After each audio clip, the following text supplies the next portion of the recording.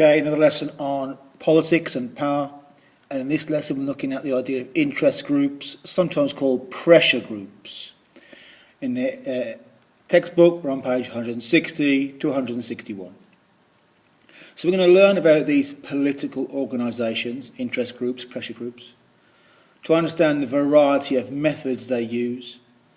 And by doing that, we're thinking about our democracy, how our system of government actually works. Keywords are single issue, campaign, persuade, influence, public, publicity, private, behind closed doors, media, march. All these keywords we'll use during the course of the lesson.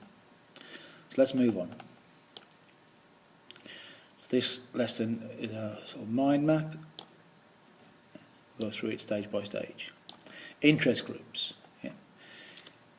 So political parties, Labour, Conservative, Lib Dem, they have to have opinions on everything. Schools, hospitals, defence, airports, roads, blah, blah, blah. Yeah? An interest group is different, or a pressure group. They're bothered about one topic or area of concern. So Greenpeace care about the environment. The AA care about drivers. A campaign to save a youth club down the road, they care about that youth club. These groups don't have opinions on lots of things. The AA don't care about schools. Greenpeace don't care about hospitals. They have opinions on their area. Yeah? When I say area, I mean the area, I mean the thing they're bothered about, the topic. So question, what do they do? Yeah? What do they do? Well, they put pressure on the government to change things. Yeah? That's why they're called a pressure group. So they might write letters. They might get other members to write letters to Parliament. They might have petitions on an issue. Yeah. Or they could have protests. So this guy's from Fathers for Justice. He's dressing up as Batman, climbing onto a civic hall, so to get the press involved, get the media involved. It's a pressure. So they care about dads having rights to their kids. Nothing else. They're a pressure group. And they're what we call outsider groups. They're not friends with the government. They're not friendly. The government didn't ask their advice. They put pressure on the government, using the mass media normally.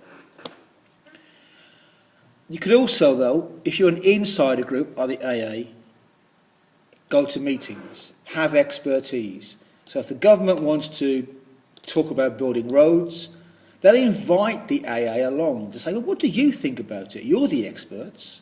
And the AA can say, well, we think you should build more roads. We think you should have cheaper fuel. They're an insider group. They're friendly with the government. They work behind the scenes. It could be a private chat, private phone call. It could be a little meeting, yeah, in a car park. It's what everyone fears about this David Cameron and the Bullingdon Club. Here he is. And what about all these mates here? What are they doing now? Any of them ringing him up and asking for favours as insiders? They're not having a protest. They're asking him. That's the fear about insider groups. They're too cosy, too friendly with the government. Okay, moving on. So, outsider groups, not friends of the government, they use publicity to make people become aware of their problem. To get the people to put pressure on the government. So the outsider group make everybody aware of it, then everybody else puts pressure on the government. So Nestlé, lots of people don't want you to buy Nestlé products because of their sales of baby milk to the third world, to developing countries. So they put out pictures like this to try and shock you into thinking this is a bad thing, hoping that you will protest to the government.